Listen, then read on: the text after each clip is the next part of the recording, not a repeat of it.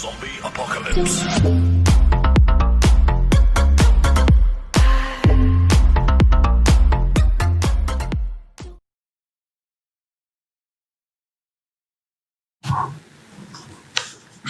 Hello, everyone. My name is Ravi Kumar, President at Infosys. As some of you would know, Infosys is a global tech and consulting services company. Today, I am going to talk about the future of work. This is one of my favorite topics. It would be a mess if I do not talk about workplaces and workforce as well, and for that matter, education, which is a feeder into work. All three dimensions of an enterprise, work, workplaces, and workforce, have been changing in the past few years. I call them the what, the who, and the where of an enterprise. What being work, who being workforce, and where being workplaces. What's interesting is the pandemic, COVID 2019, has accelerated the change, and there is an exponential shift in which work, workplaces, and workforce for the future would get up to. The pandemic is a rare but a narrow window of opportunity to reflect, reimagine, and reset work. I would say the order of the world as well. Now let's first start to talk about work itself. Before the industrial revolution or the pre-industrial revolution, work was this homogeneous packet of things people did. If you go to a cobbler, they would make a shoe, and potentially they would make a shoe at their home or in a workshop attached to their home. Then came a era where work was split into jobs and tasks, and jobs were repetitive in nature. So there was a specialization, repeatability, scale, and efficiency in doing work. Then came the Industrial Revolution, which got machines into picture, and machines really took away the repeatability and industrialized it, as they call it. And thereafter, the era of humans moving from farms to factories to retail outlets. And that switch, which happened on work, was easy for humans because the common denominator to move from farms to factories to retail outlets was problem solving. You have to solve problems. So reskilling was something which was relatively easier, and the individuals reskilled themselves as these revolutions happened. I think in the future, we're going to find ourselves in an endeavor where humans and machines are going to work together. Machines being AI software, automation software, and machines will take over problem solving, and the human endeavor is going to be problem finding. Now, when that switch happens, that switch is so major and so intense that humans by itself cannot reskill, unlike in the past revolutions. Because problem finding is a completely new dimension to problem solving. So what shift would happen in workplaces? Humans should start figuring out how to work alongside machines. The cognitive nature of jobs is going to change. STEM education, which was very critical in a workplace, primarily science, technology, engineering, mathematics, will also lead to an additional stream of talent coming into workplaces from liberal arts backgrounds like psychology, philosophy, psychiatry, anthropology, and a variety of disciplines. What that means is it would lead to a diverse and an inclusive workforce as we go forward into the future. As individuals and humans move from problem solving to problem finding, and the endeavor in work moves from humans to humans plus machines. One of the most fascinating shifts in a post-COVID era, as we get used to a hybrid work environment. Remember, the pandemic today has shut down all our workplaces. It is a transitionary phase. As we get to a steady state, as we go past this phase, as the vaccine is um, is into mass production, we are going to go into a hybrid work environment where partially we're going to work out of our homes and partially we're going to work out of workplaces. Work would never go back to the normal of the past. We would be in a new normal. And when we do so in hybrid workplaces, we would start to virtualize work, and therefore we would start to look for a workforce which is much beyond a full time equivalent. A full time equivalent today is the definition of a majority of the workforces across the world, with delivering work in rich urban dense settings.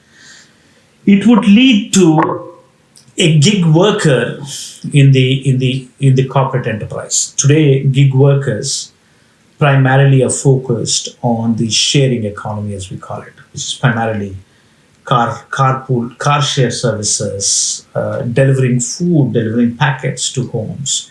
It would lead to work being in modular in nature and work being in smaller packets. Remember, as we switched to our homes to work post the pandemic, we started to blur the weekends and the weekdays and the number of hours we spend on work, and we've started to make it into smaller packets, which is more efficient and more effective and more productive. And that would lead to a gig worker in the corporate world. So, in summary, we're going to move from humans to humans plus machines plus gig as we go forward in this journey. There is an interesting shift I have been talking about, in addition to humans plus gig plus machines, to problem finding versus problem solving, therefore creating diversity of the workforce, to a new era, a era which is embraced with digital technologies. And as digital technologies take over our enterprises, the life of skills is going to be shortened. I call it the half-life of skills. Half-life of skills is going to be shortened. When half-life of skills is going to be shortened, we are going to find humans doing multiple professions in the same life.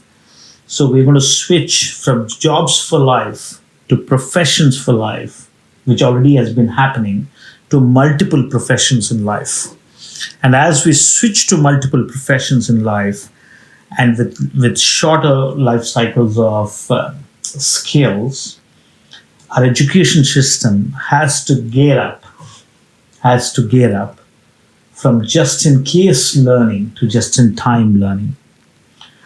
You know, for generations, educational ecosystems have been doing just in case learning. What that means is you're taught in 10 plus 2 plus 4-year undergrad courses or masters, everything you could potentially use all your life, and then you get to work and then you retire. So you study, work, and then retire. That was the cycle we all followed. As we go forward, because of the shorter life of skills, you need learning over your life. And as you do multiple professions in life, you need learning over your life. So you have to move from just-in-case learning to just-in-time learning.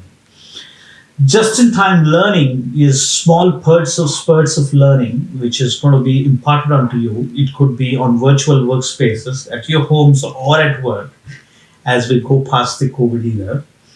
And to do so, you need to be a lifelong learner. So in schools, as you go to K-12 schools, schools will start to impart lifelong learning.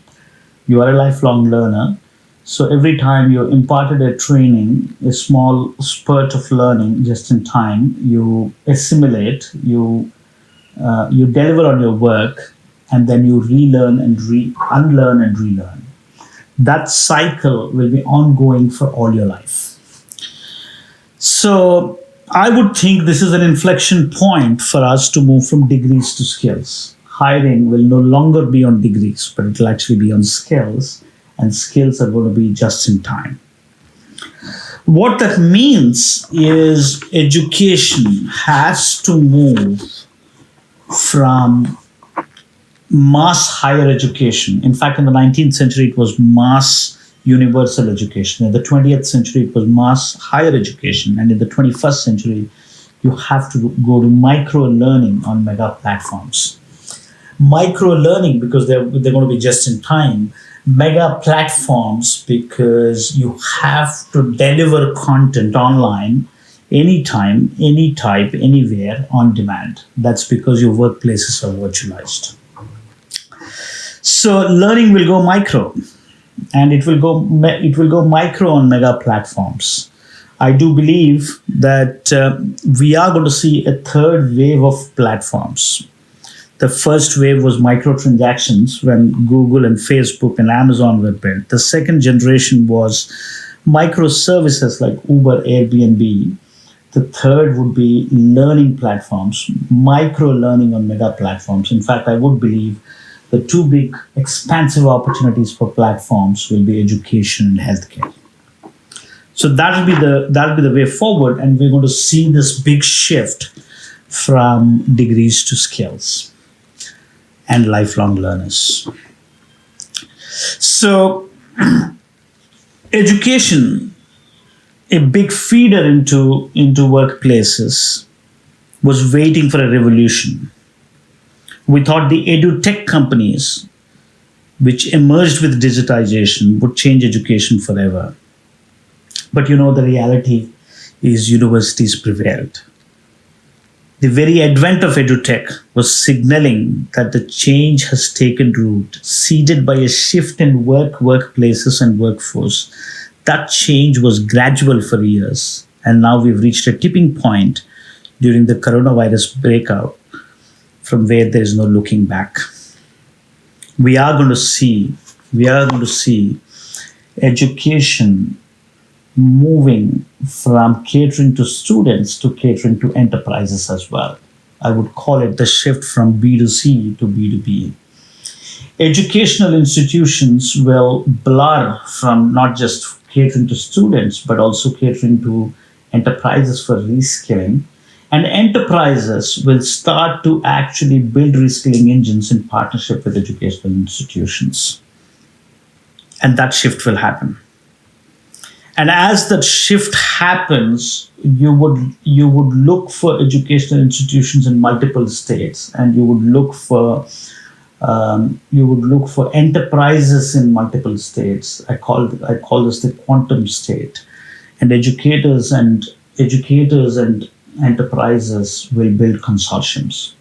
And because reskilling is a uphill task. Remember, I spoke about how it is no longer about problem solving, but it will be problem finding as well. And therefore, I would believe that the consortiums will be built between educational institutions or academics, enterprises, and governments. That is the only way reskilling would be bridged. The divide which education in many ways created in the past, the divide will get bridged by education, and education will become one of the biggest equalizers, the foundational pillars in the society. And as we embrace for the work to change in the future, you're going to find the enterprise a much more inclusive and a much more diverse workplace for the future. So thank you for listening to me, and thank you for this opportunity to talk.